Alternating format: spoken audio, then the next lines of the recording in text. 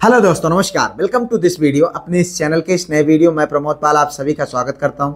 साथियों, आज की इस वीडियो में हम चर्चा करने वाले हैं आपके पीजीटी के एग्जाम्स को लेकर के। क्योंकि इस बात को लेकर के आपके बहुत सारे कमेंट्स आ रहे थे कि सर टीजीटी का एग्जाम जो है अब टल चुका है, हम पीजीटी के एग्जाम पर फोकस कर रहे हैं, कैसे तैयारी करें कि बचे हुए 40-42 दिनों में अपनी एक सीट को आप सुरक्षित कर सकें। इस वीडियो में इन्हीं सब बिंदुओं पर हम बात करेंगे। साथियों, सबसे पहली चीज मैं आप लोगों को ये बताना चाहूंगा कि अगर आप इस पद को प्राप्त करते हैं, यानी आपका सिलेक्शन होता है, तो यह एक बहुत ही शानदार नौकरी है। क्योंकि डायरेक्ट लेक्चरर बनना एक बहुत बड़ा जो है अचीवमेंट होता है। इसमें अगर आप किसी विद्यालय में आपकी पोस्टिंग होती है, वहां पर आप वरिष्ठ तो होते ही हैं, उसके साथ साथ अगर उस विद्यालय में प्रिंसिपल नहीं है, आपको प्रभारी प्रिंसिपल बनने का अवसर मिलता है, तो वहां पर आपके वेतन लगभग तुरंत 1.5 गुना आपको देखने को मिलता है। और वेतन के साथ साथ आपको विद्यालय की और जो सुविधाएं हैं उसका उपभोग करने का अवसर मिलता है। आप मतलब कहने का ये है कि यह एक बहुत ही शानदार नौकरी है।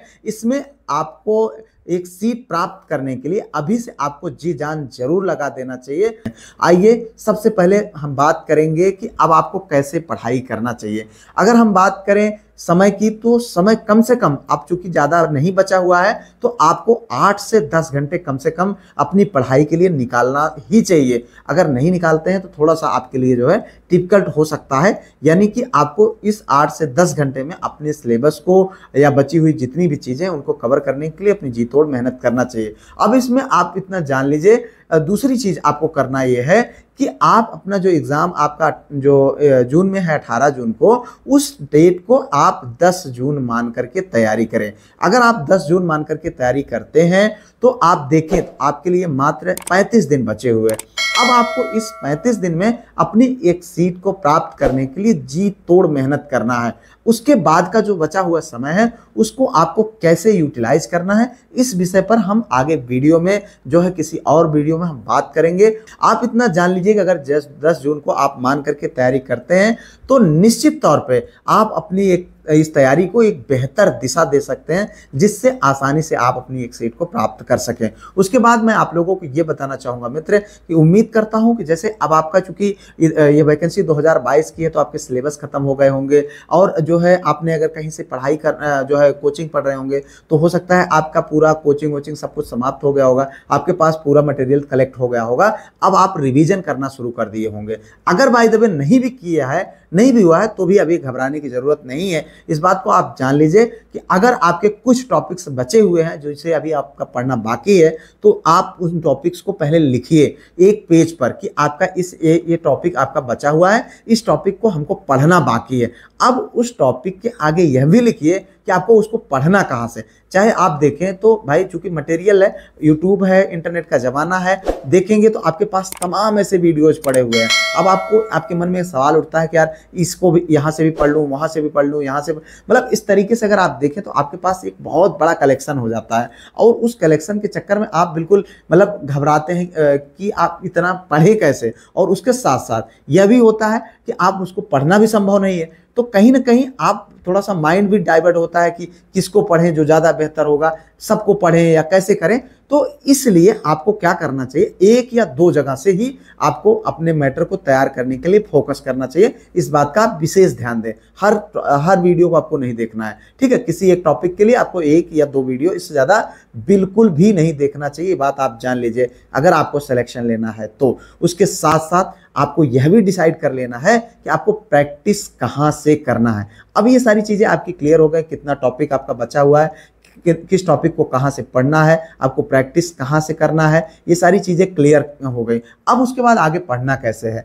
मैं उस पर बात करूँगा। साथियों, सबसे पहली चीज़ आप जान लीजिए कि जो समय मैंने आपको 8 से 10 घंटे बताया है, इसका आपको इस तरीके से यूटिलाइज करना है। कम से कम 3 से 4 घंटे आप उन टॉपिक्स को पढ़ें जो आपके अभी तक आपने तैयार नहीं किया है, या उन टॉपिक पर जिन पर अभी आपको कॉन्फिडेंस नहीं है, अच्छे से आपको लगता है कि इसको मैंने अच्छे से नहीं पढ़ा, इसको अभी हमको पढ़ने की जरूरत है। उस पर कम से कम 3 से 4 घंटे पहली प्रायोरिटी दीजिए, ठीक है। उसके बाद दूसरी चीजें ये है कि आपको जो है रिवीजन करना है। अब रिवीजन कैसे करना है, क्योंकि अगर आप देखें तो जितना अभी आपने पढ़ा है या आगे आप पढ़ेंगे उसको एक टाइम निकाल लीजिए, उस टाइम पर आप रिवीजन करते जाइए जिससे कि वो भूले ना। ऐसा ना हो कि आप इधर से पढ़े जा रहे हैं उधर से भूला जा रहा है और एग्जाम में आए तो सब सफा हो गया।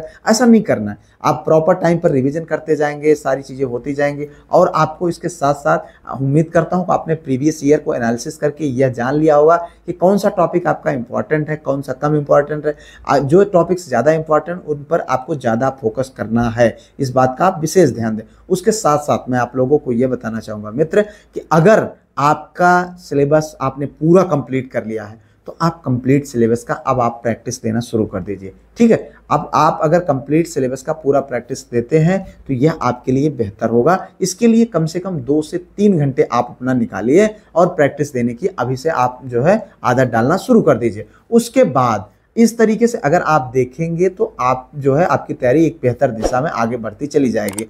अगर बाय द वे आपका जो है सिलेबस पूरा कंप्लीट नहीं है तो आप क्या करिए, जिस जिस टॉपिक को आप जिस दिन पढ़ रहे हैं उसको कंप्लीट करें। उससे संबंधित जो भी आपको क्वेश्चन मिलते हैं वो चाहे मार्केट में उपलब्ध कोई भी किसी भी प्रकाशन की किताब हो, चाहे यूथ की हो, घटना चक्र हो या जो भी हो, मैं किसी भी जो है विशेष किताब की बात नहीं करूँगा क्योंकि आपके अलग अलग जो सब्जेक्ट हैं उनके अलग अलग किताबें हैं जो मार्केट में उपलब्ध हैं।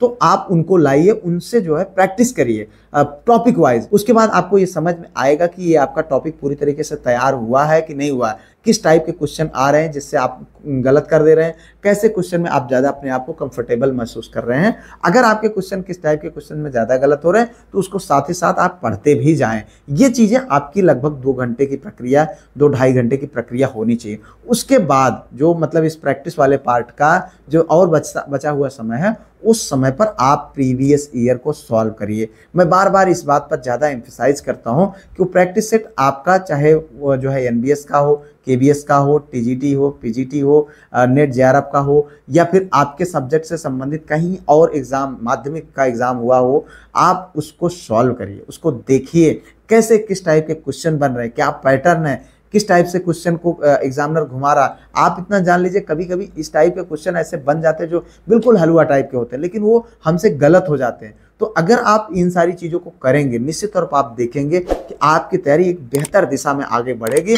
और आप आसानी से अपनी एक सीट को सुरक्षित कर पाएंगे। फिलहाल अगर इस दौरान आपको कभी घबराहट लगे, कभी ये लगे कि आपसे नहीं हो पाएगा या आपकी क्षमता से बाहर है या आप इतना मेहनत नहीं कर पाएंगे, जो भी चीज़ें अगर इस तरीके के नेगेटिव थॉट्स आपके मन में आए तो आप निश्चित तौर पर उस समय अपनी परिस्थिति को याद करिएगा।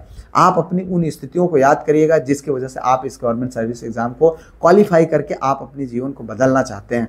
आप अपनी उन सारी समस्याओं को याद करिएगा, किसी पेज पर लिखिएगा। आप देखिएगा, आप रात को आपको नींद नहीं आएगी। आप इस बात को ध्यान रख लीजिए, अगर जिस टॉपिक को आपने टारगेट बनाया है और आप उसको कवर नहीं कर पाए हैं तो ये आपके लिए जो है कहीं ना कहीं बहुत रामबाण का काम करेगा और आपको एक अलग लेवल की मोटिवेशन प्राप्त होगा। इससे आप जी तोड़ मेहनत करके अपनी एक सीट को सुरक्षित करने में सफल होंगे। फिलहाल इस वीडियो में इन्हीं सब बिंदुओं पर बात करनी थी। उम्मीद करता हूँ इस वीडियो से आपको बहुत कुछ सीखने को मिला होगा।